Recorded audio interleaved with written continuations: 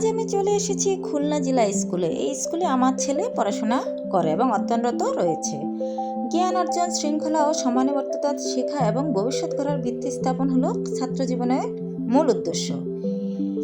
শিক্ষা হলো ভবিষ্যতের পাসপোর্ট। আপনার ভবিষ্যৎদানী করার সর্বোত্তম উপায় হলো এটি তৈরি করা এবং জ্ঞান শক্তি।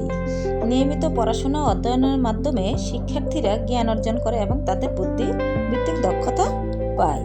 ছাত্র জীবনে ভবিষ্যৎ ক্যারিয়ার এবং জীবনের লক্ষ্য অর্জনের জন্য ভিত্তি তৈরি করে। নিয়মিত পড়াশোনা, শৃঙ্খলা এবং সময় ব্যবস্থাপনার মতো গুরুত্বপূর্ণ অভ্যাস গড়ে তোলে। এই সময় অর্জিত জ্ঞান ও অভিজ্ঞতা ব্যক্তিত্ব গঠনে সহায়ক ভূমিকা পালন করে। পড়াশোনায় সফল হলে এবং লক্ষ্য অর্জন করতে পারলে আত্মবিশ্বাস বাড়ে। শিক্ষা হলো ভবিষ্যতের মূল কারণ আগামীকালই তাদেরই যারা আজকের জন্য প্রস্তুত করে। আপনার ভবিষ্যৎদানী করার সর্বোত্তম উপায় হলো শিক্ষা।